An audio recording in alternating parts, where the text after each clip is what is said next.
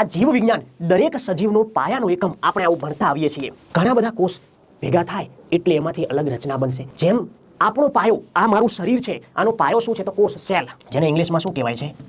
Cell. આ કોષ વિશે તો આગળ એડવાન્સમાં ભણીશું, પણ અહીંયા દરેક સજીવનો પાયાનો એકમ, જેટલા પણ પૃથ્વી પર સજીવ છે એનો પાયાનો એકમ શું છે? કોષ છે.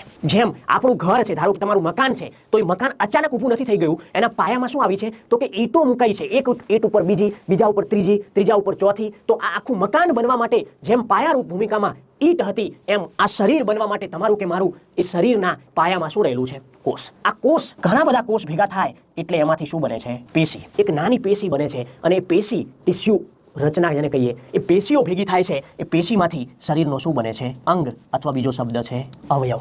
આવા ઘણા બધા અંગ ભેગા થાય છે શરીરમાં, ત્યારે શરીરનું શું બને છે? અંગ તંત્ર.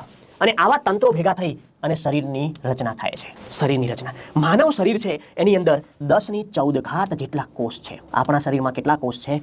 10⁻14 મીંડા આવે ને એટલા કોષ છે. આપણું શરીર એટલી બધી ઈંટોનું બનેલી, જેમ બિલ્ડિંગ હોય એમ શરીર બનેલું છે, કોષરૂપી ઈંટોનું. આ પેશીઓ ભેગી, કોષ ભેગા થઈ થઈને શું બનાવે? પેશીઓ.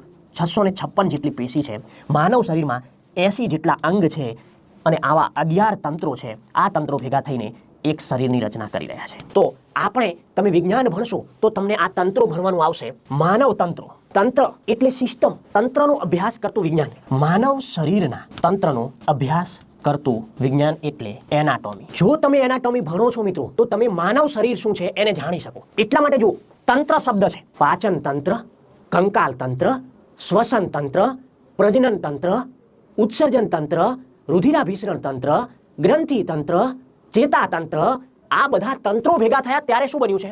શરીર. આપણા શરીરની અંદર રચના બનવા માટે તંત્રો છે. આ તંત્રોના અલગથી ડોક્ટર હોઈ શકે, અથવા તો ડોક્ટર છે એ એનાટોમી ભણે છે. જે MBBS ડોક્ટર હોય ને, એ પોતે 5 વર્ષ સુધી શું ભણે છે? અલગ અલગ એનાટોમીઓ, એને ડિટેલમાં ભણે છે. એટલે MBBS ને બધી ખબર હોય, પણ એ કોઈ પર્ટિક્યુલર ભાગનો નિષ્ણાંત ના હોય મિત્રો. નિષ્ણાંત એટલે વિશાળકાય જ્ઞાન ધરાવતો હોય એવું ના હોય. એના માટે તો કે ડોક્ટર છે આગળ જઈને પાછા 2 વર્ષ માટે અલગથી કોર્સ કરી આવે, એક સબ્જેક્ટ ઉપર, તંત્ર વિશે અથવા તો અંગ ઉપર ભણી આવે. ઉદાહરણ તરીકે હૃદય વિશે ભણે તો આપણે શું કહીએ હૃદયના ડોક્ટરને? કાર્ડિયોલોજિસ્ટ. હાડકા વિશે ભણે ઓર્થોપેડિક. Kidney, nephrologist. આખા કિડની સામેના તંત્રનો જાણકાર હોય તો યુરોલોજિસ્ટ. પેટમાં દર્દ હોય તો ગેસ્ટ્રો. અલગ અલગ પ્રકારના ડોક્ટર હોય. આંખ, કાન, નાક વિશે જાણતા હોય તો ENT સ્પેશિયાલિસ્ટો. મગજ વિશે જાણતા હોય તો ન્યુરો. તો આ બધા છે એ સ્પેશિયલ અંગ કે તંત્ર વિશે આગળ જઈને ભણી આવે છે. ચલો, હવે તમારે એ મને જણાવવાનું છે કે તમારા શરીરમાં જે 80 અંગ છે એમાંથી સૌથી મોટું અંગ કયું? વિચારી રાખો.